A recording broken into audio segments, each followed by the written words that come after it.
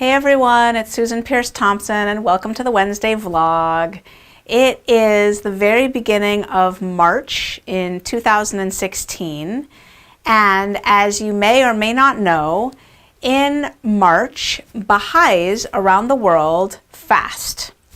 Not for the whole month, but for 19 days at the beginning of the month. And the Baha'i faith is a religion. It happens to be my religion, and that means that I am right now fasting.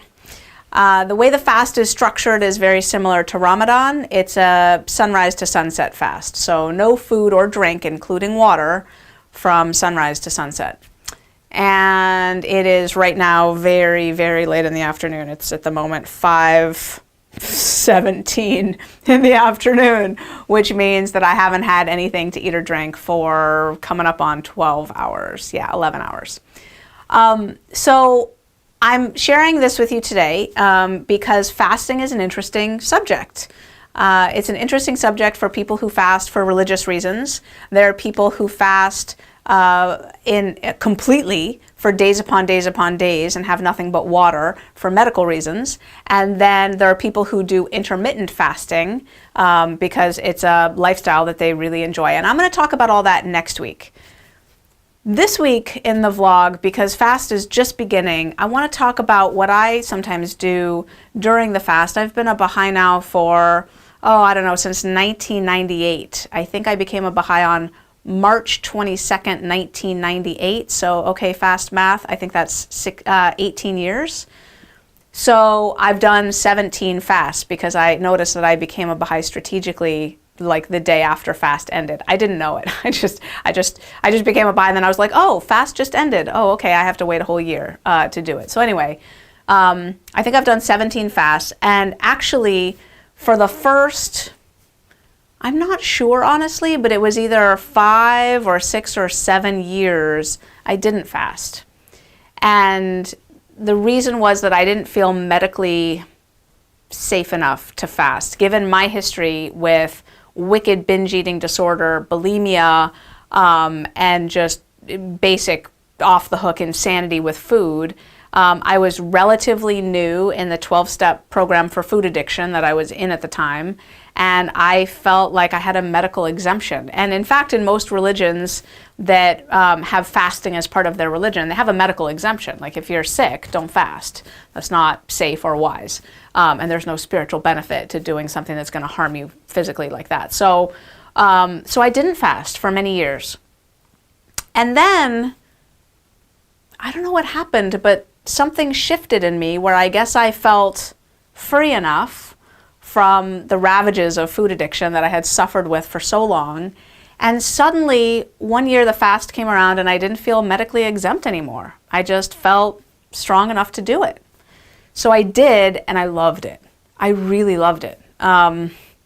The funny thing is that there's something completely unspiritual that I love about it, which is the really big breakfast that I get to eat. It's actually the only meal where my body and my mind and my food addicted part of me goes, now that was a meal. It's like a massive breakfast that I eat to get through the day.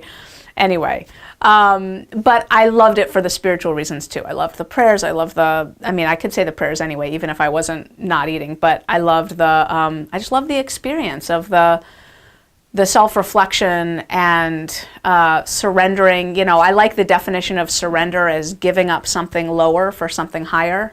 You know, giving up food and drink for a while to really tune in to the power that's available to me all the time if I just slow down enough to access it. Tune into that peace.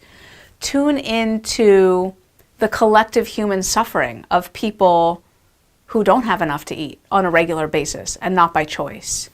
Tune into a state of detachment from anything that I might be using as a crutch to get through the day. To just tune in. I just loved it. And so something that I like to do now when fast rolls around is to take something into the fast, to take an idea or a problem or a spiritual question and take it into the fast. And I have something that I'm bringing into my fast now, and it's I don't know if embarrassing is the right word, but definitely humbling. And you'll see what I mean when I bring up the topic. But I wanted to do this week's vlog about it, just to give you a little bit of a window into what it's like in my life, living happy, thin, and free, coming on 13 years after I started, eating this way and so forth. So what's happened for me is that I find that 3 of the bright lines are really, really easy for me: sugar, flour, and meals. I don't eat sugar, I don't eat flour, I don't eat in between meals. Those ones I can pretty much stick with for years on end. The one that's hard, the one that's hard is quantities. And it's not hard at home because I use my digital food scale. It's hard when I'm out and I'm not weighing and measuring my food. And I understand now why there are 12-step programs, and I'm not sure exactly which ones they are, but I think CEA How is one, maybe Gray Sheeters, maybe FAA, I'm not sure. There's at least 2 or 3 12-step programs that keep to bright lines that advocate weighing and measuring without an exception, which means if you're invited to dinner at the White House, you bring your digital food scale. If you're having dinner at Spago, you bring your digital food scale. No matter where you're eating or under what circumstances, you weigh and measure your food. Or I think some of them use like measuring cups. So literally you'd be at a restaurant putting salad into a measuring cup. We don't do that in Bright Line Eating. I haven't done that. I mean, you could, but I haven't done that. The way I was taught to do this is, when you're out and about, you eyeball your portions.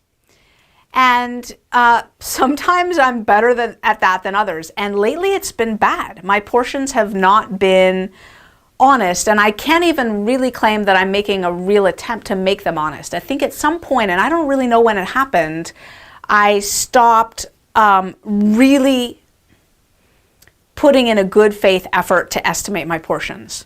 I started just kind of eating what they serve, or kind of fudging a little bit.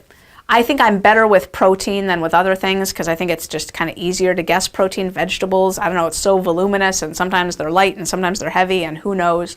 But I think I've kind of slipped into this, who knows, I don't know, could be 4 ounces, could be 6 ounces, who knows, I don't have my scale. So I just kind of, it was sort of a slippery slope. I just kind of stopped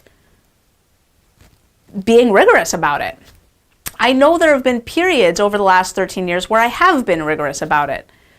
But I have to say that even then, I think it felt like a struggle. I don't think that there was the same kind of natural willingness and vigilance that I have with, for example, avoiding sugar. I just don't think I had that. So when I was estimating my portions in restaurants, it was like an effort. It was like, okay, we got to do this, let's try. And it always felt like hard. And I guess, I know people who do Bright Line Eating who don't have this struggle.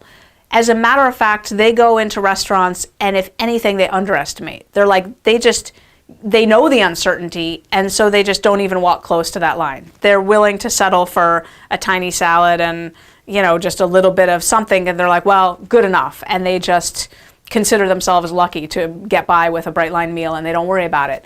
I have not ever been that surrendered. I've been like, can I have a second side of vegetables, please? Like, that doesn't look like enough vegetables to me. And then at some point I kind of lose track of like, whoa, I don't know how much that was. So anyway, there's definitely been a distinct lack of surrender in me. And I think in my experience, eating out in restaurants has been hard. Now, sometimes I've kind of gotten away with it. I think 2 or 3 or 4 years ago, my metabolism was better. And it just, maybe I wasn't being quite as lax as I am now, but my body was absorbing the difference, whatever I'd eat a little more in restaurants. And here's the other thing is if my weight pops up after a restaurant meal, it doesn't necessarily mean that I ate too much because restaurants put more oil and salt in foods than we would normally use at home when we're cooking. So most people will gain weight if they eat out in Bright Line Eating, lots and lots, even if they're estimating their portions accurately or as close as we can get. But lately, my metabolism has been in the crapper. It's just been bad. Something has shifted in my metabolism, and I am taking steps to investigate that. I'm getting hormone profiles checked, and I do have really, pretty serious Hashimoto's hypothyroiditis. And it's congenital. My mom had it, my grandma had it, etc. So maybe my thyroid is off. I don't know what's going on exactly, but lately my body is giving me no wiggle room. So I recently went on a trip, the one where I ate out at Spago, right? I went to LA with my team, and I came back and I had gained 6 pounds. I don't know that I've ever, in Bright Line Eating, gone on a trip and came back 6 pounds heavier. Like I stared at the scale and I was like, you're kidding me. And it wasn't all fake weight. Like that weight has stuck around. So, and not only did I come back 6 pounds heavier, but I came back with a certain amount of, I don't know what to call it, because shame, maybe? Like, or shame is a loaded word. Let me say rather self-consciousness about what it might have been like for my team members, many of whom, but not all of whom, do Bright Line Eating, to watch me eat out in restaurants the way I did. Where I think, I have not talked to any of them about this, so when they watch this vlog, this will be news to them. But I think it might have been uncomfortable or hard for them to watch me sort of eat portions like I was eating, or, you know, the meal would be over and I would like, you know, taste something that someone else offered or something, which is not normally something that I would do. Like my portions were off. And I noticed it. If they didn't notice it, I noticed it. And some of them are watching this right now going, yeah, I noticed. So anyway, you know, this is one of the weird things, being a food addict the way I am, and a solid, stellar, definitive 10 on the susceptibility scale the way I am, and doing this because here I am purporting to be this expert, which in some ways I am. I mean, I have letters after my name, but really I'm just another food addict struggling to stay happy, thin, and free one day at a time. And sometimes it feels like a struggle and sometimes it doesn't. And in my experience in the dance of maintenance, and it is a dance, there's definitely a back and forth and a rhythm and a sway to it. Part of the rhythm goes sort of tootling along, and then this realization at some point of like, whoa, things are getting a little loose or out of hand, or there's definitely a correction that needs to happen here. And that's how I'm feeling right now, going into this fast. There's a correction that needs to happen here. I have got to get more honest and more willing and more rigorous and more surrendered in restaurants. But I'll tell you how that feels for me. It feels really discouraging because I feel like, and I'm not wrong about this, this is one I've tried to tackle before, probably half a dozen times. And when I put effort at it, it gets better. I won't lie, it absolutely gets better. But it feels like an effort. And maybe it's because my life is busy and full and I've got other priorities. You know, that effort seems to slip away, or it has seemed to slip away. So, you know, enter the fast.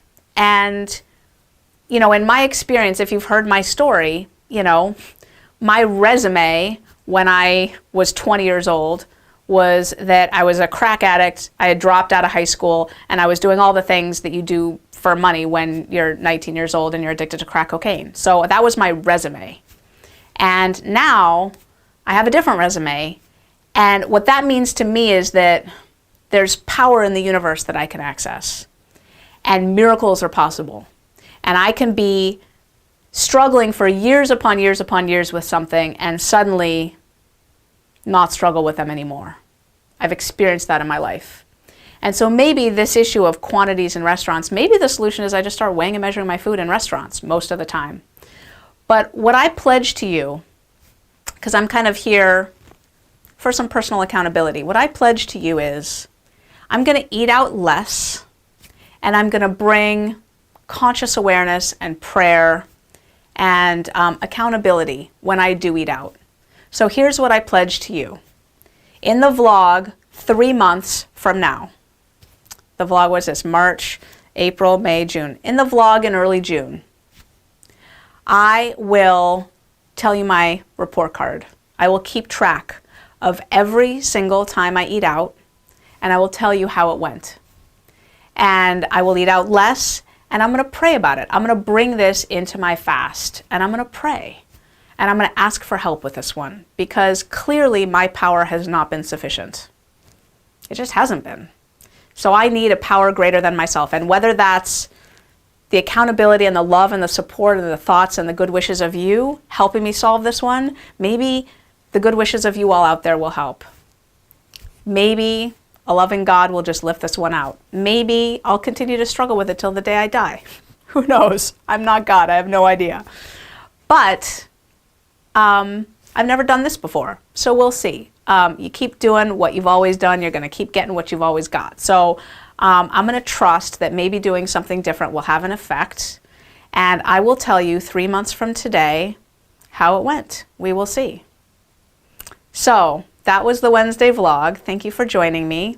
Go ahead and subscribe to my channel. I don't know where to point. Somewhere there's a subscribe to my channel. Go to YouTube, subscribe to my channel, scroll down, give me a like, a thumbs up, whatever. Leave a comment. I'd love to hear from you.